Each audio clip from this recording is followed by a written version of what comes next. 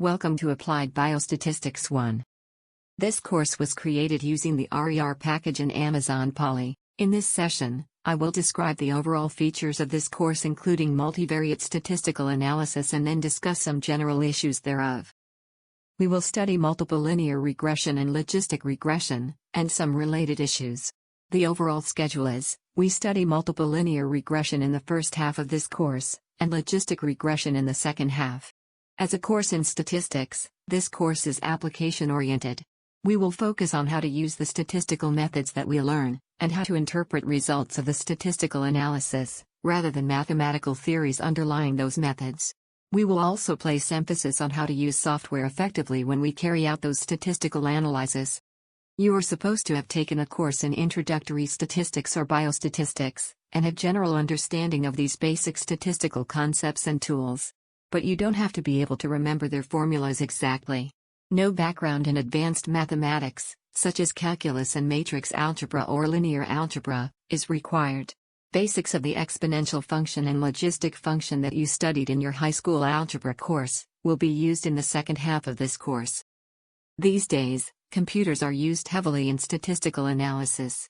Computer software used in statistical analysis may be classified into roughly 4 groups. User-friendly statistical software packages such as SPSS, SAS and Stata are widely used. More technically oriented users may prefer to use programming-oriented statistical software or computational software such as R, MATLAB, and Gauss. Originally, statisticians did statistical analyses using programming languages such as Fortran. In addition, these days, spreadsheets are equipped with more statistical functions, so quite a few statistical analyses can be done using a spreadsheet such as Excel, which also produces minimal graphics. In this course, we will be exposed to 3 softwares, R, SAS, SPSS, which are widely used in public health research.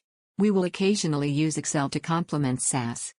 By far, the easiest software to use and install is R because it is free and open source software. The R Project and RStudio websites will allow you to obtain the programming language and the graphical user interface, respectively. Students looking to use SAS or SPSS from home have several options.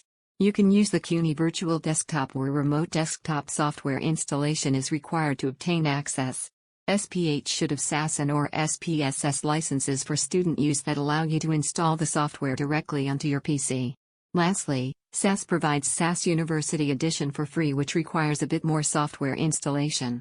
Currently the SAS University Edition is recommended for student use because there are no delays in obtaining the software and the installation time is shorter than the full installation of SAS. There are typically 2 ways to interface with software. One way is to have the user look through menus and make choices from the menus and interactive windows. The second way is to write commands and execute the operations. Emphasis of this course is placed on writing software syntax or programs because skill and experience translates to being able to create reproducible analyses and workflows.